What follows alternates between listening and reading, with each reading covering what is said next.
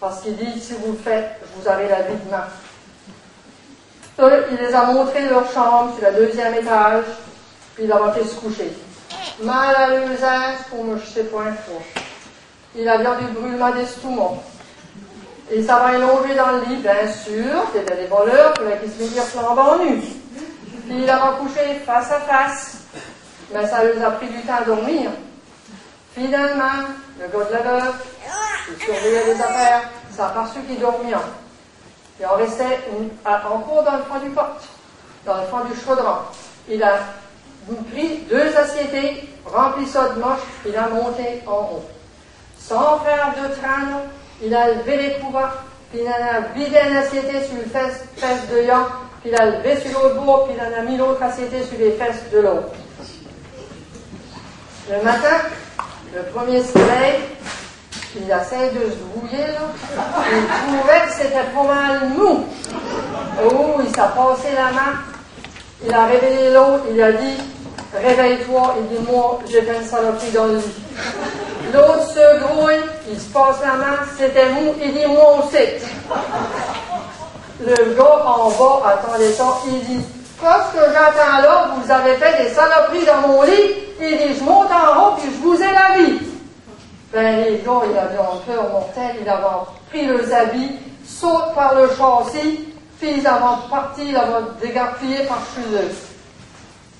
Le gars de la veuve, il avait eu 150 piastres, il avait hérité de la traîne et de la jument, puis son petit cochon qui avait été 2 ou 3 mois sur les voleurs, il avait engraissé de 16 livres.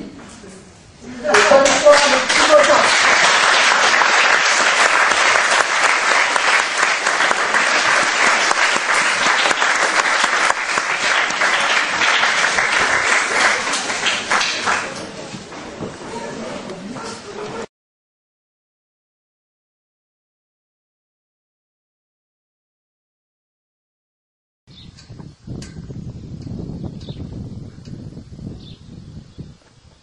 Les ramassait, les mettait dans son panier. Puis, dans le poulailler, il y a toujours des perches. Alors, quand le long cifois arrivait pour ramasser les œufs, bien, les autres ils se tiraient en l'air sur les perches. Puis, ils chantaient ils étaient fiers, ils avaient pondu. Mais, Mimi, elle, quand le long cifois allait voir dans son nid, le nid était vide. Alors, elle s'est décidée une bonne journée qu'elle allait se sauver. Elle a gratté, puis gratté un trou sous la tour, sous la clôture en fil de fer. Puis elle est sortie. Elle a pensé, tant pis si les oies, puis les canards, puis les autres passent par le même trou, puis se sauvent dans le champ. Elle voulait s'en aller. Et elle a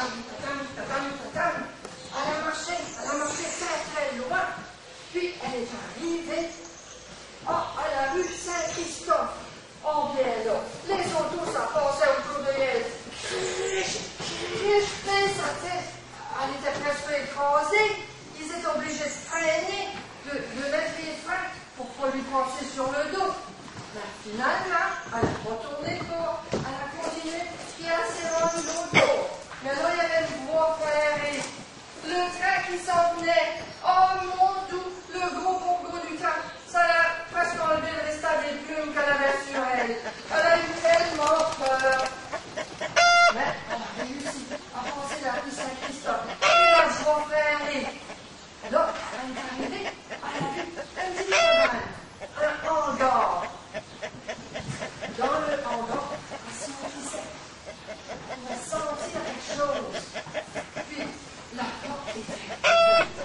Elle s'est décidée qu'elle allait aller voir qu'est-ce qu'il y avait dans la cabane. C'était un endroit où M. Meunier avait des provisions. Il avait un magasin général, mais il ne pouvait pas tout garder dans son magasin. Alors, il gardait le surplus dans son hangar. Il y avait des sacs, des tas de sacs, empilés, un sur le fait de l'autre, un sur le fait de l'autre.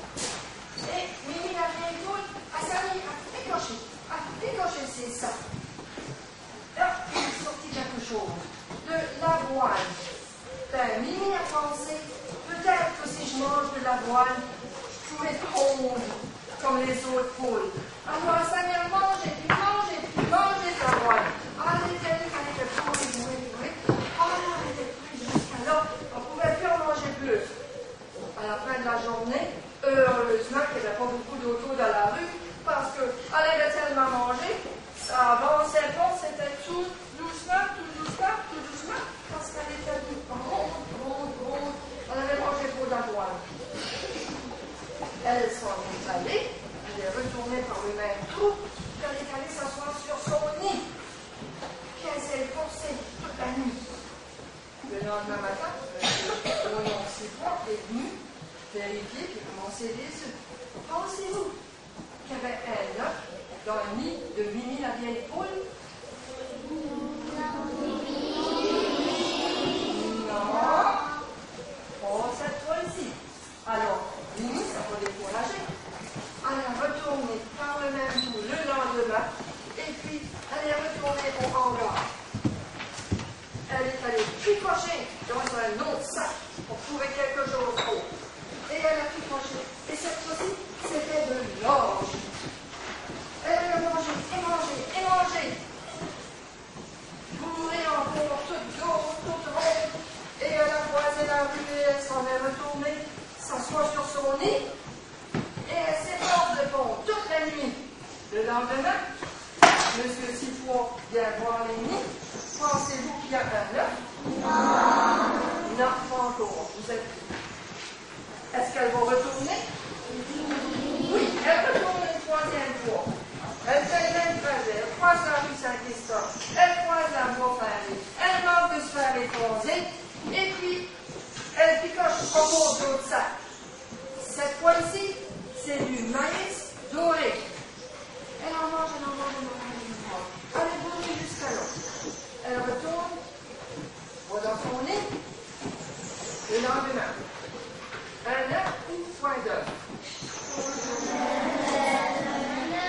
Il y en avait un, mais ce n'était pas un œuf blanc, ce n'était pas un œuf brun, ce n'était pas un tout petit, un gros, un moyen, c'était un œuf doré. Oh, mais vous êtes bien, vous autres les enfants, vous devinez d'avance mon histoire. Elle avait fondu un œuf doré. Ben là, tous les canards et les cannes et les oies, le bullying était fini. Ils étaient tous contents pour Mimi la vieille poule. Puis là, Monsieur Sifois, il voulait savoir où est-ce qu'elle avait trouvé quelque chose qui lui avait donné la chance de pondre. Alors Mimi la vieille poule a retourné et tout le monde, les cannes, les canards, les oies, Monsieur Sifois, ils sont partis derrière elle, puis ils sont allés au hangar. Monsieur Sifois a emporté un gros sac de maïs doré et tous les jours, on lui donnait du maïs doré. Tous les jours, elle pondait un œuf doré. On lui avait même fait un petit coussin en soie dans son nid pour qu'elle ponde son œuf doré. Et Monsieur Sifois et sa femme Florine, à la place de faire un tricot à la poule, parce que Mimi, si elle n'avait pas pu pondre, on l'aurait peut-être mis dans une soupe, elle a mis monsieur et madame des personnes très riches avec son œuf doré qu'elle pondait tous les jours. Merci de m'avoir écouté.